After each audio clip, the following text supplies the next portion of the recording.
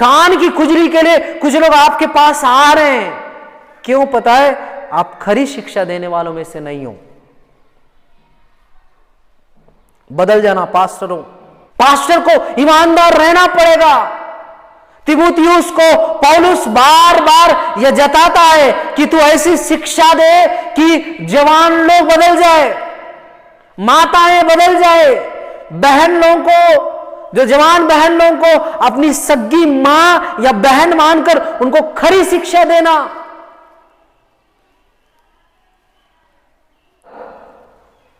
समय असमय तैयार रहे, सब प्रकार की सहनशीलता और शिक्षा के साथ उल्हाना दे, डांट और समझा।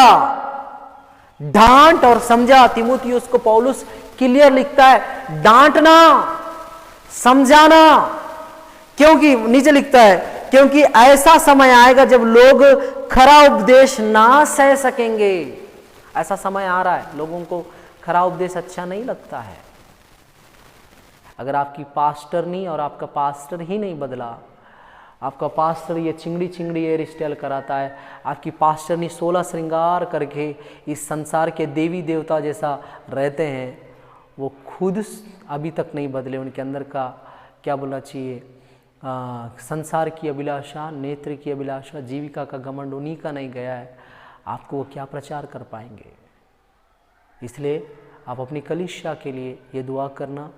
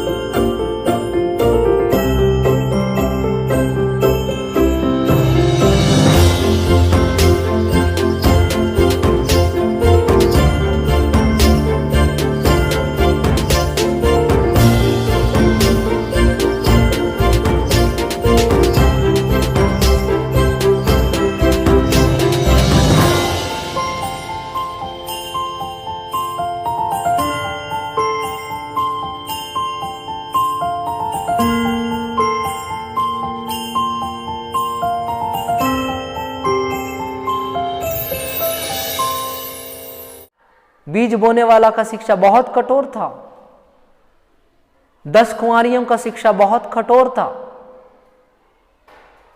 यीशु मसीह लोगों को चंगा करता था, लोगों को जिंदा करता था, लेकिन शिक्षा जो है खरी शिक्षा देता था।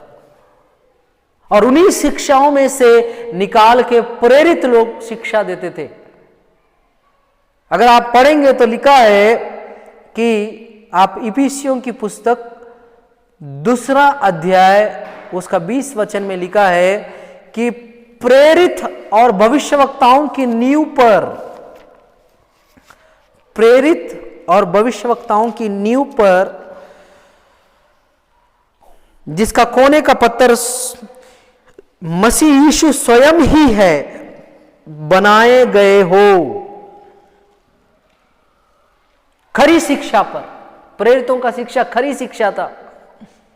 आपको पता है कि नहीं, जब पहली बार नया नियम में एक व्यक्ति वचन प्रचार करने निकला था, वो लोगों को ये सांप के बच्चों बोल के बुलाता था। आज कोई पास्टर बोल सकता है अपने विश्वासियों को सांप के बच्चों करके? यीशु मसीह ने कहा, तुम लोग छूना फिरे हुए कब्र हो, सदूकी परिचयों से कहा। तुम जीरे का दशवांश देते हो, ऊंट को निगल जाते हो। यह कितना टफ था। वहां के प्रभु का काम करने वाले याजकों को यीशु मसीह का शिक्षा इसीलिए पसंद नहीं था क्योंकि यीशु मसीह खरी शिक्षा देता था।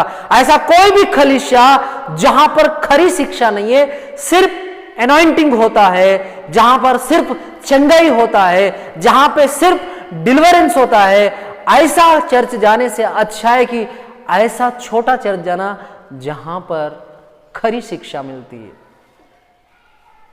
अगर आप अपना चर्च छोड़ना नहीं चाहते, बहुत अच्छा बात है, ये बहुत अच्छा डिसीजन है, तो तो अपने पास्टर से बात करें और उनसे बोले कि पास्टर साहब आप हमको खरी शिक्षा दो, कठोर वाला शिक्षा। कोई भी लड़का एक व्यभिचारिणी स्त्री से शादी नहीं करेगा, कोई भी बालक एक वेश्या से शादी नहीं करेगा, कोई भी बालक एक घिनौनी स्त्री से शादी नहीं करेगा। तो आपको कैसा लगता है कि आप कलीसिया को घिनौनी बना के रख रहे हो, व्यभिचारिणी बना के रख रहे हो, पापी बना के रख रहे हो, और यीशु मसीह उससे शादी करेगा? खरी शिक्षा दो। कान की खुजली के लिए कुछ लोग आपके पास आ रहे हैं, क्यों पता है? आप खरी शिक्षा देने वालों में से नहीं हो। बदल जाना पास्टरों, पता नहीं मेरा खुदा तो मेरे को ऐसा बनाया कि मैं खास करके विश्वासियों को शिक्षा नहीं, पास्टरों को शिक्षा देता हूं। पास्टर को बदलना पड़ेगा, पास्टर को ईमानदार रहना पड़ेगा। तीमुथियुस को पौलुस बार बार यह जताता है कि तू ऐसी शिक्षा दे कि जवान लोग बदल जाए, माताएं बदल जाए, बहन लोगों को, जो जवान बहन लोगों को अपनी सगी मां या बहन मानकर उनको खरी शिक्षा देना। आशीष आता है, आशीष परमेश्वर देगा, चंगाई परमेश्वर देगा, छुटकारा परमेश्वर देगा। लेकिन अगर आप अपनी कलीसिया में सिर्फ छुटकारे का, चंगाई का और आशीष का वचन प्रचार कर रहे हो तो आप गलत कर रहे हो, क्योंकि जब नया नियम में पहला प्रचार हुआ था वो प्रचार यह था कि मन फिराओ, स्वर्ग का राज्य निकट है। यूहन्ना जो है, पहला यूहन्ना, दूसरा यूहन्ना, तीसरा यूहन्ना अगर आप पढ़ेंगे आपको पता चलेगा। यूहन्ना बोला कि अगर तू अपने भाई से प्रेम नहीं रखता और बोलता है कि तू नहीं दिखने वाले परमेश्वर से प्रेम रखता है तो तू झूठा है। यह खरा शिक्षा नहीं है क्या? पतरस बोला तुम लोगों ने यीशु मसीह को, जो परमेश्वर का पुत्र था, क्रूस पे टांग दिया। क्या वहां के लोगों के लिए ये क्या खरी शिक्षा नहीं थी? आजकल पास्टर लोग चर्च से लोग चले जाएंगे करके खरी शिक्षा नहीं दे रहे हैं और अपना उल्लू सीधा कर रहे हैं, अपना कलीसिया बढ़ा रहे हैं। और क्यों बढ़ा रहे हैं पता है? क्योंकि दशमांश और भेंट मिलेगा। मैं लिख के दे सकता हूं, अगर आप ऐसे पास्टर हैं तो बदल जाइएगा। अच्छा है कि आप चंगाई का वचन प्रचार करते हैं। हां, कलीसिया में चंगाई का वचन प्रचार होना चाहिए, क्योंकि पवित्र आत्मा हमारे बीच में है, वो लोगों को चंगा करता है। अच्छा है कि आप कलीसिया में आशीष का वचन प्रचार करते हैं। यीशु मसीह श्रापित हुआ क्योंकि वो हमको आशीषित बनाना चाहता था, अच्छी बात है। अच्छा है कि आप छुटकारे का वचन प्रचार करते हैं। यीशु मसीह गूंगी बहरी आत्मा को छुटकारा दिया था, 6000 दुष्ट आत्मा पकड़ा वाला सेना नाम के शैतान से छुटकारा दिया था। अच्छी बात है, बहुत अच्छी बात है। लेकिन अगर आप सिर्फ छुटकारे पे अपना कलीसिया खड़े कर रहे हैं, अपना कलीसिया सिर्फ चंगाई पे खड़े कर रहे हैं, अगर अपनी कलीसिया आशीषों पे और चमत्कारों पे, सही है कि आज भी परमेश्वर चमत्कार कर सकता है। मेरे को किडनी का प्रॉब्लम था, मेरा खुदा मेरे को छू के चंगाई दे दिया। मैं एक भयानक केस में फंसा था, खुदा मेरे को छुटकारा दे दिया। मेरे घर में पैसा नहीं रहता था, आज प्रभु की दया से मेरे घर में BMW का बाइक है। आशीष आता है, आशीष परमेश्वर देगा, चंगाई परमेश्वर देगा, छुटकारा परमेश्वर देगा। लेकिन अगर आप अपनी कलीसिया में सिर्फ छुटकारे का, चंगाई का और आशीष का वचन प्रचार कर रहे हो तो आप गलत कर रहे हो, क्योंकि जब नया नियम में पहला प्रचार हुआ था वो प्रचार यह था कि मन फिराओ, स्वर्ग का राज्य निकट है। और यही प्रचार यीशु मसीह भी करता रहा कि मन फिराओ, स्वर्ग का राज्य निकट है। अगर आप खरी शिक्षा नहीं देते हैं आपके लिए परमेश्वर दुगना दंड रखा है प्रभु के जनों। बाइबल में लिखा है प्रभु के जन दुगने आदर के योग्य हैं, और यह भी लिखा है कि उनको दुगना दंड भी मिलेगा। सब कोई उपदेशक ना बने। खरा शिक्षा बाइबल में जैसा है वैसा बताइएगा। प्रेरितों और भविष्यवक्ताओं की नींव पर जो कलीसिया बनी है, जिसका सिरे का पत्थर, कोने के सिरे का पत्थर यीशु मसीह स्वयं है। आपको पता है, मैं बाइबल से यह प्रूव कर सकता हूं कि जब यीशु मसीह स्वर्गारोहण हुआ और दर्शन के द्वारा कलीसियाओं से बात किया, वो भी कड़ी शिक्षा दिया। आप बोलेंगे कहां? प्रेरितों प्रकाशित वाक्य देखिएगा, मेरे साथ खोल लीजिएगा प्रकाशित वाक्य, उसका 2 अध्याय से लेकर 3 अध्याय का 22 वचन तक वो 7 कलीसियाओं से बात किया। यीशु मसीह 7 कलीसियाओं से यूहन्ना, प्रिय चेला यूहन्ना के द्वारा यीशु मसीह दर्शन देके 7 कलीसियाओं से बात किया। पहला कलीसिया को बोलता है, मैं तेरे काम और परिश्रम को जानता हूं, तेरे धीरज को जानता हूं, और यह भी जानता हूं कि तू बुरे लोगों को देख नहीं सकता, जो अपने आप को प्रेरित कहते हैं और है नहीं, उन्हें तू परख कर झूठा पाया है। तू धीरजवंत है, तू मेरे नाम के लिए दुख उठाते उठाते थका नहीं। पर मुझे तेरे विरुद्ध यह कहना है कि तूने अपना पहला सा प्रेम छोड़ दिया। ये क्या कड़ी शिक्षा नहीं है? तारीफ करने का किया, लेकिन बोला कि तू पहला प्रेम छोड़ दिया। पहली कलीसिया को बोला मन फिरा, और क्या बोला? तूने अपना पहला प्रेम छोड़ दिया, इसलिए स्मरण कर कि तू कहां से गिर गया है।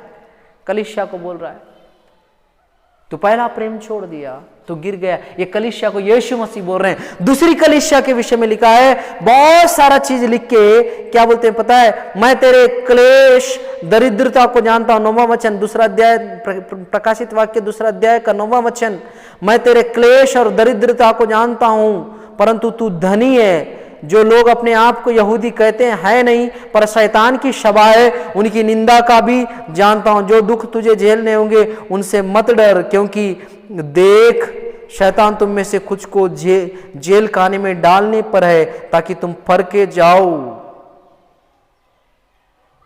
प्राण देने तक विश्वास योग्य रहे तो मैं तुझे जीवन का मुकुट दूंगा। प्राण देने तक, ये क्या खरी शिक्षा नहीं है? प्राण देने तक का बात कर रहा है। तेरे को क्लेश झेलना होगा, शैतान तेरे को बंदी गृह में डलवाएगा, लेकिन तू प्राण देने तक विश्वास योग्य रहे करके बोला।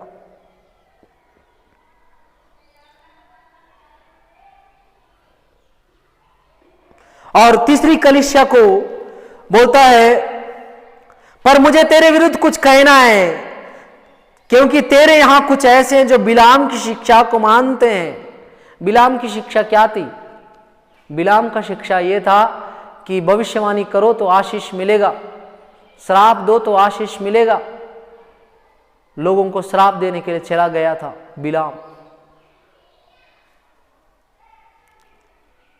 क्योंकि बालाक को इजराइल के आगे ठोकर का कारण रखना सिखाया कि वे मूर्तियों पर चढ़ाई हुई वस्तुएं खाए और वे विचार करे। वैसे तेरे यहाँ कुछ लोग ऐसे हैं जो निकुलियों की शिक्षा को मानते हैं। अगर आप नहीं जानते तो अतः मन फिरा, नहीं तो मैं तेरे पास शीघ्र ही आकर अपने मुख की तलवार से उनके साथ लड़ूंगा। ये क्या कड़ी शिक्षा नहीं है? तीसरी कलीसिया को पर में यीशु मसीह बोलते हैं, तेरे अंदर कुछ लोग बिलाम की शिक्षा को मानते हैं, निकुलियों की शिक्षा को पालन करते हैं। और ये निकुलियों की शिक्षा के बारे में मैं रिसर्च किया तो मेरे को पता चला, ये निकुलियों की शिक्षा जो है, यहाँ पे बहुविवाह प्रणाली था, 2-4 विवाह कर सकते हैं, ये वाला प्रणाली यहाँ चल रहा था, इसलिए तुम्हारे यहाँ कुछ व्यभिचार भी करते हैं करके लिखा है। चौथा कलीसिया को बोलता है कि पर मुझे तेरे विरुद्ध कहना है, प्रकाशित वाक्य 2:20, तू उस स्त्री इजेबेल को रहने देता है जो अपने आप को भविष्यवक्तिनी कहता है, तेरे दासों को व्यभिचार करने और मूर्तियों के आगे चढ़ाई हुई वस्तु में खाना सिखलाकर भरमाती है। मैंने उसको मन फिराने के लिए अवसर दिया, पर वह अपने व्यभिचार से मन नहीं फिराना चाहती। देखो मैं उसे रोग सैया पर डालने पर हूं। ये क्या खरी शिक्षा नहीं है? यीशु मसीह वार्निंग नहीं दे रहा है। खरी शिक्षा का मतलब है कोई पाप कर रहा है तो वचन के द्वारा आपका अगुवाई हो रहा है तो वो बताओ।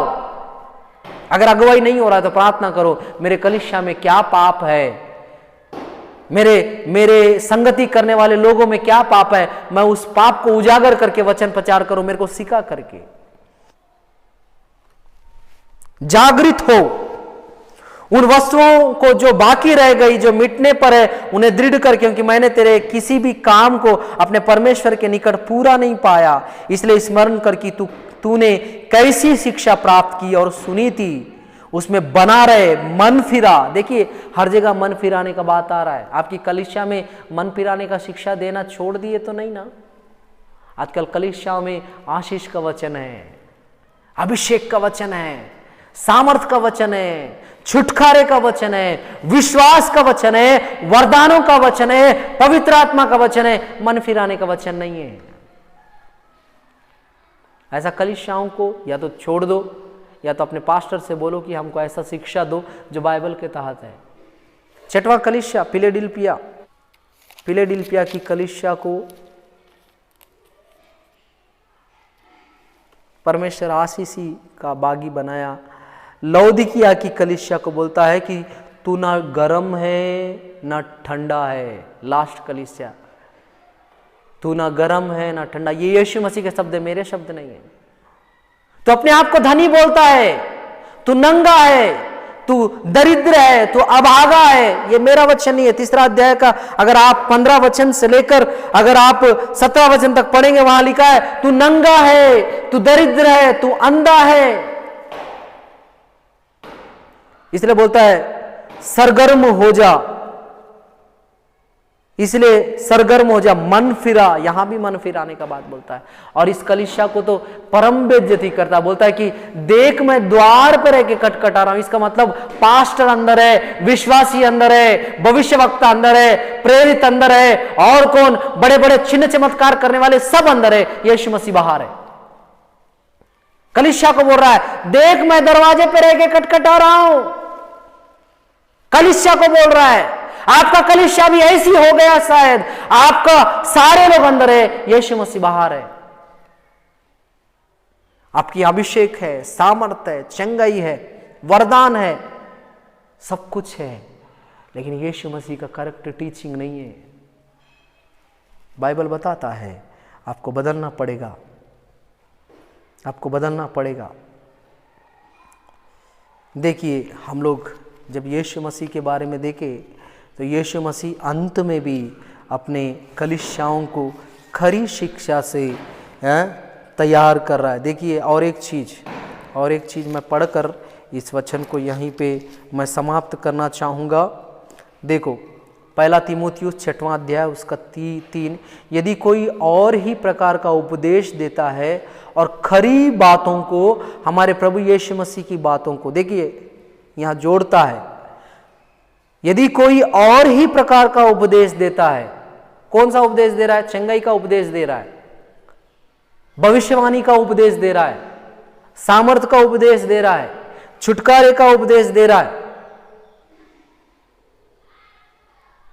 लेकिन यीशु मसीह का उपदेश, यदि कोई और ही प्रकार का उपदेश देता है और खरी बातों को उसके बाद बोलता है अर्थात। इसका मतलब खरी बातें क्या है, उसका मीनिंग बताता है। अर्थात हमारे प्रभु यीशु मसीह की बातों को, और उस उपदेश को नहीं मानता जो भक्ति के अनुसार है, तो वहां अभिमानी हो गया, कुछ नहीं जानता, वरन उसे विवाद और शब्दों का तर्क करने का रोग लग गया। क्या बोलता है? परमेश्वर की बातों को नहीं बता रहा है, वो मानना भी नहीं चाह रहा है, वो अभिमानी हो गया। अगर आपके चर्च में ऐसे लोग हैं तो उनको प्यार से समझा दीजिएगा, प्यार से समझा दीजिएगा कि वो बदल जाए, नहीं तो खुदा जब बदलेगा उनको तकलीफ हो सकता है।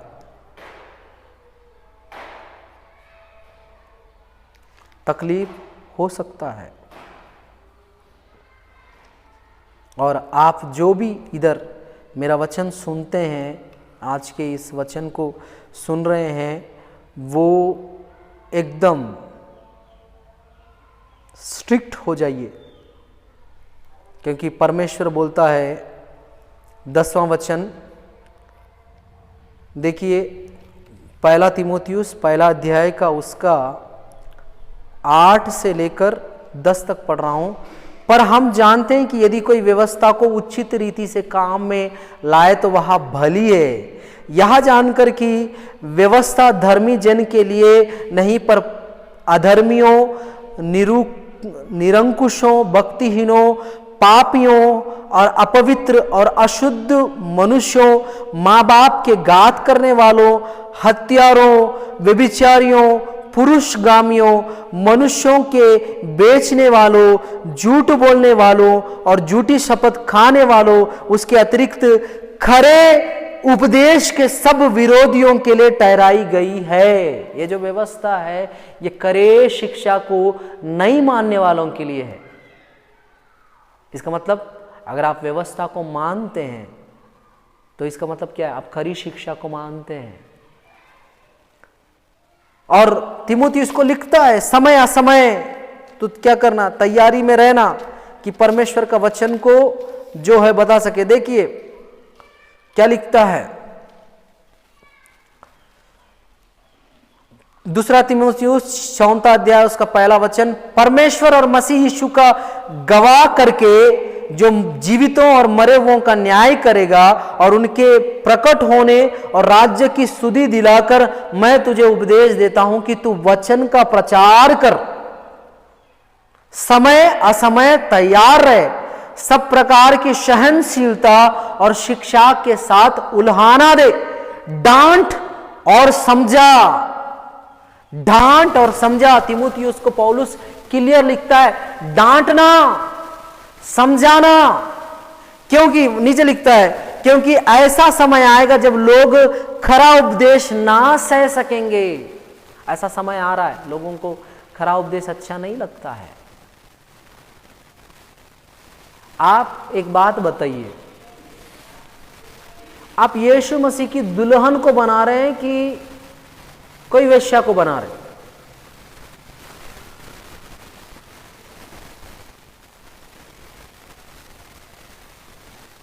यीशु मसीह की दुल्हन अगर है तो उसको सिर्फ यीशु मसीह चाहिए।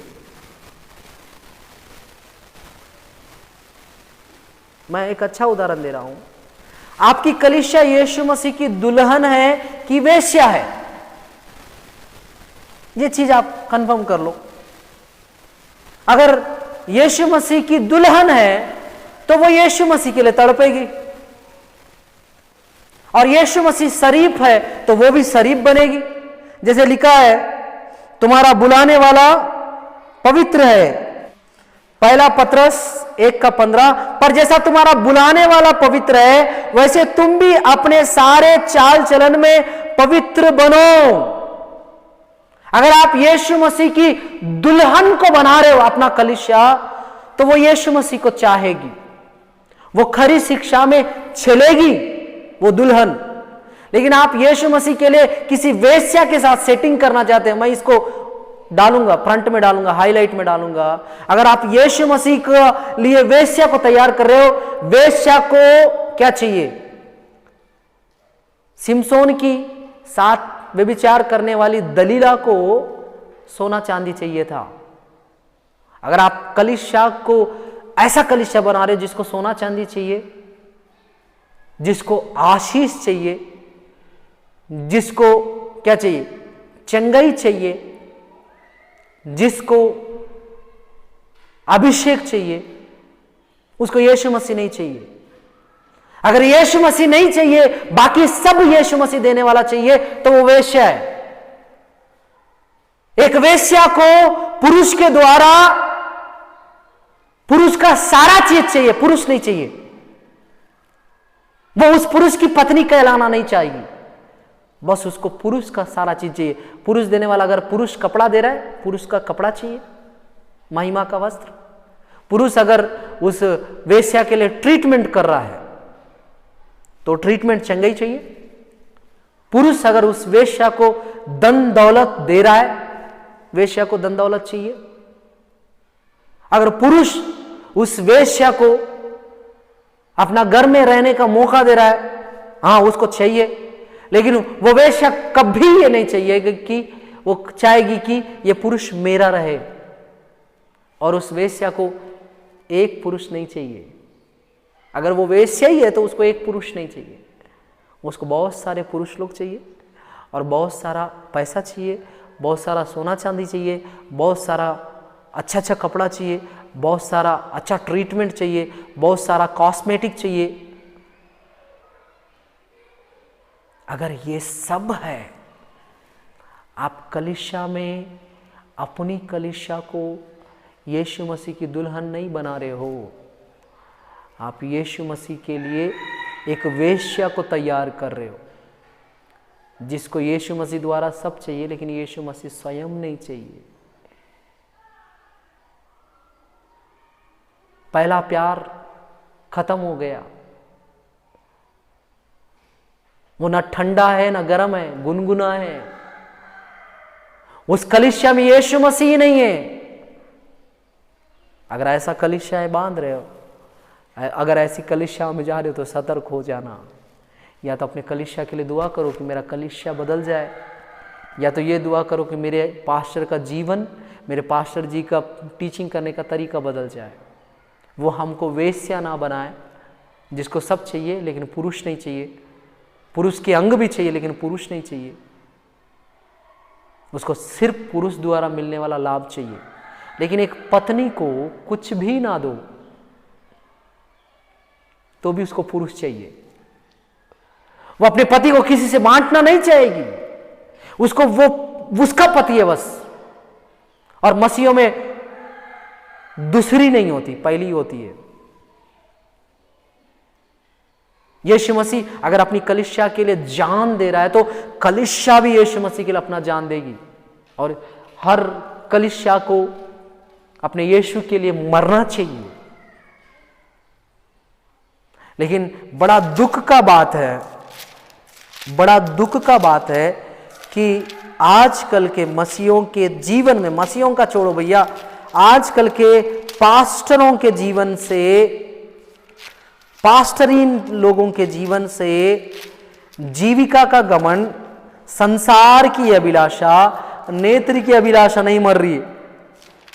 अगर आप पढ़ना चाहते हैं तो पढ़ सकते हैं कि लोग कैसे हो गए हैं। मैं आपको पढ़ के सुनाना चाहता हूं कि पहला यूहन्ना उसका पहला अध्याय उसका 15 वचन, तुम ना तो संसार से और ना संसार में की वस्तुओं से प्रेम रखो।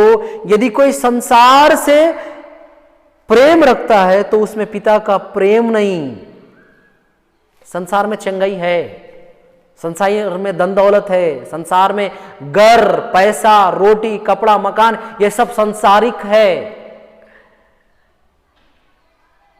सांसारिक है। अगर आप आज भी सांसारिक चीजों के पीछे भाग रहे हो तो आप यीशु मसीह की दुल्हन नहीं बन रहे हो। यीशु मसीह को अपना पति तो बताते हो, वही वाला बात है, तूने 5 पति कर चुकी है, 6वें के साथ रहती है, लेकिन 6वां भी तेरा पति नहीं है। अगर आप यीशु मसीह की दुल्हन है, आप यीशु मसीह की पत्नी बनने वाले हैं, तो यीशु मसीह के लिए तड़पो। आप इसलिए बाइबल में लिखा है, तुम मेरे पहले धर्म और राज्य की खोज करना, संसार की सारी वस्तुएं तेरे पीछे हो लेगी। इन लोग मुड़ गए हैं। अभी धर्म और राज्य अगर यीशु मसीह आगे रखा है तो नहीं, हम लोग संसार की सारी वस्तुओं का खोज करेंगे, बाद में तू मिलना। यह स्वभाव एक वेश्या का होता है। सिमसोन नहीं चाहिए था उस वेश्या को, धन चाहिए था। समझ में आ रहा है?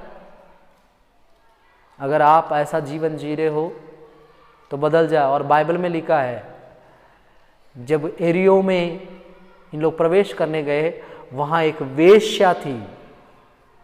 पुराना नियम में उसको यीशु मसीह चाहिए था। नए नियम में भी एक वेश्या थी, उसको भी यीशु मसीह चाहिए था। पुराना नियम की वेश्या को यहोवा का भय था, नया नियम की वेश्या को यीशु मसीह का भय था। और दोनों को ही मिला। पुराना नियम की वेश्या को यहोशू की पुस्तक में लिखा है परमेश्वर उसको अपना फैमिली में जोड़ लिया। नया नियम की वेश्या को भी यीशु मसीह अपना फैमिली में जोड़ लिया। अगर आपका कलीसिया यीशु मसीह देने वाले चीजों पे बनी है और यीशु मसीह पे नहीं बनी है, प्रेरितों और भविष्यवक्ताओं की नींव पर, जिस नींव का पहला पत्थर यीशु मसीह है, उसमें बने रहो करके इफिसियों को पौलुस लिखता है। अगर आप उस नींव पे बने नहीं हो, आपको बदलना पड़ेगा। आज भी बहुत सारे पास्टर इन लोगों का क्या नहीं बदला है पता है? क्योंकि जो कुछ संसार में है, अर्थात शारीरिक की अभिलाषा, आंखों की अभिलाषा और जीविका का घमंड, वह पिता की ओर से नहीं परंतु संसार की ओर से है। संसार और उसकी अभिलाषाएं दोनों मिटते जाएंगे।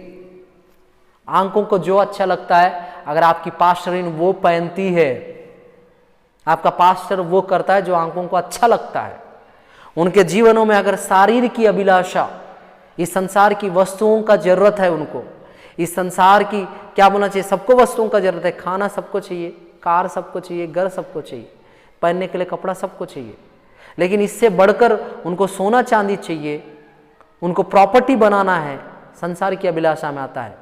अच्छा दिखना है, अच्छा रहना है, शरीर की अभिलाषा है, नेत्र की अभिलाषा है, जीविका का घमंड। अगर वो सब कुछ है करके घमंड कर रहे हैं, प्रभु को निगलेक्ट करके अपना इच्छा चला रहे हैं, तो आप ऐसे चर्च से या तो निकल जाइए या तो ऐसे चर्च के लिए दुआ कीजिए।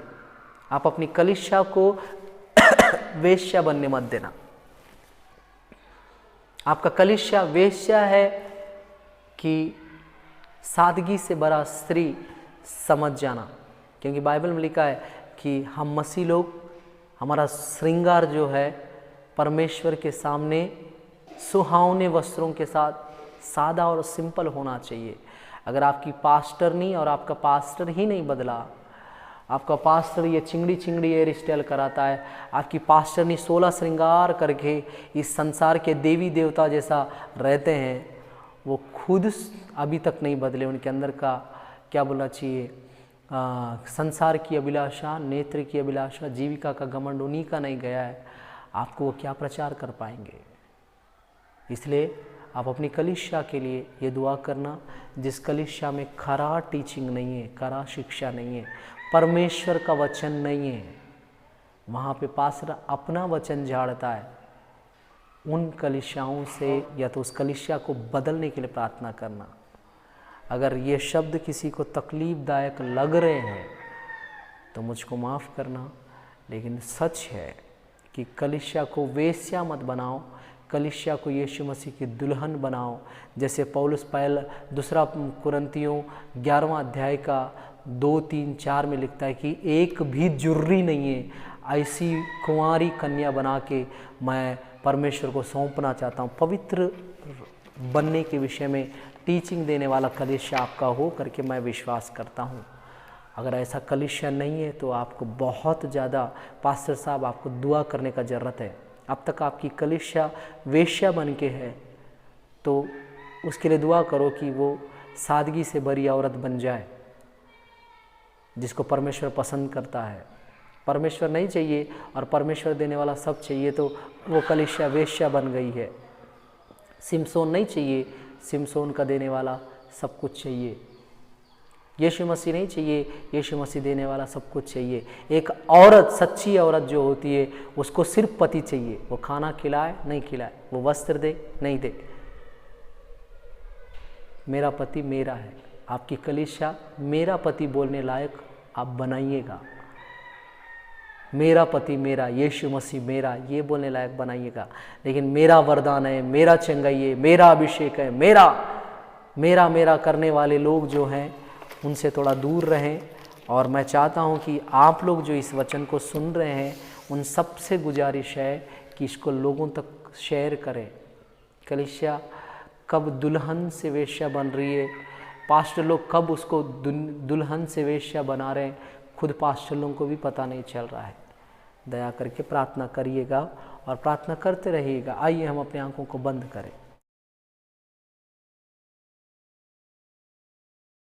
खुदावंत यीशु, मैं प्रार्थना करता हूँ इस वचन को सुने वाले सारे बहन भाई लोगों के जीवन में तो काम करना। ये वचन को सुने जाने से इनके जीवन में बहुत आयत का आशीष आए और ये बदले। ये पास्टर हैं तो भी बदले, पास्टरीन हैं तो भी बदले। इनका जीविका का घमंड, नेत्र की अभिलाषा, शरीर की अभिलाषा खत्म हो जाए। इन लोग मसीह लोग नहीं रह रहे हैं, ये संसार के सादृश्य बन रहे हैं। पिता, ऐसा ना बने पिता, तेरी सी चाल चले। हम लोग तेरा चाल चल के खरी शिक्षा बताने वाले होने के लिए मदद करना। ये सारी दुआ यीशु के पाक पवित्र मीठे नाम से मांगता हूँ पिता, आमीन आमीन। आप सबों को जय मसीह।